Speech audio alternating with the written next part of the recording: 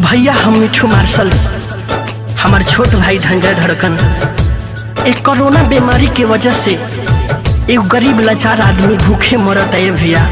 एक कोरोना महामारी से एक गरीब आदमी अपना दिल के दास्तान कैसे कहता है भैया, आई सुनी जाए गाना के माध्यम से। Shiv Manmohan recording studio Delhi.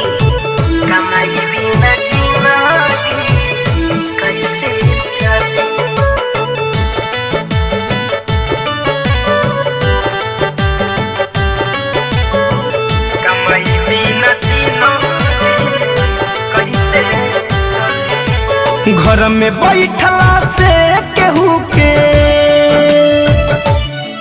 हो, घर में बैठला से केहू के दुख ना टली।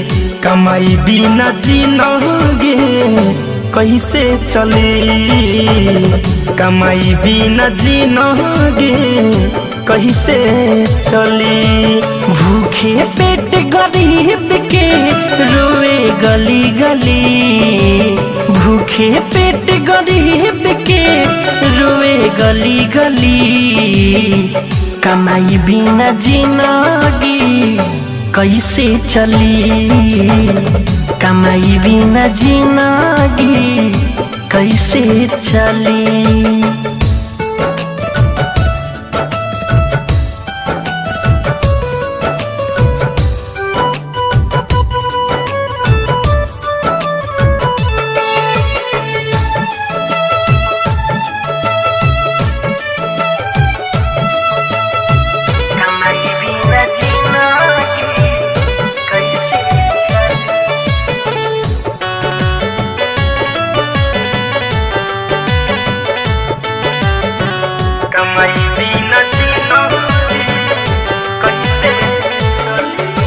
ना बा घर में राशन पानी, ना बा पैसा कौड़ी, समय समय पे खाए खातिर रोएला छोड़ा छोड़ी।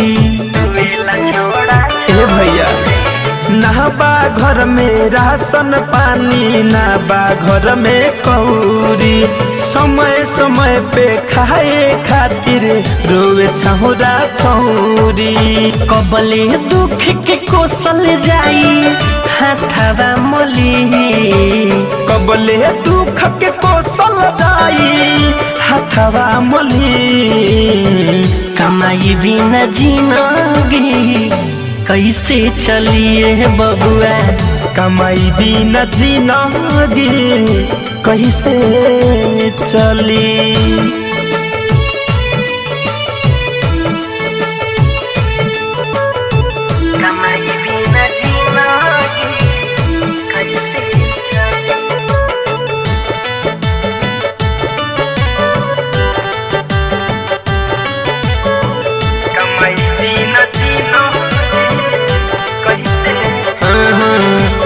घर के चूल्हा कैसे जदी सूझे न कोनो उपाय।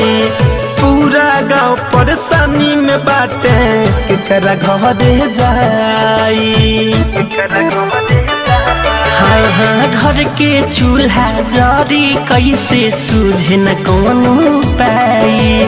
पूरा गांव परेशानी में बाटे केकरा घरे हम जाई। महेश परदेसी मिठू धनंजय कबले जिया जली, महेश परदेसी शिव मनमोही कबले जिया जली। कमाई बिना जिंदगी कैसे चली, कमाई बिना जिंदगी कैसे चली।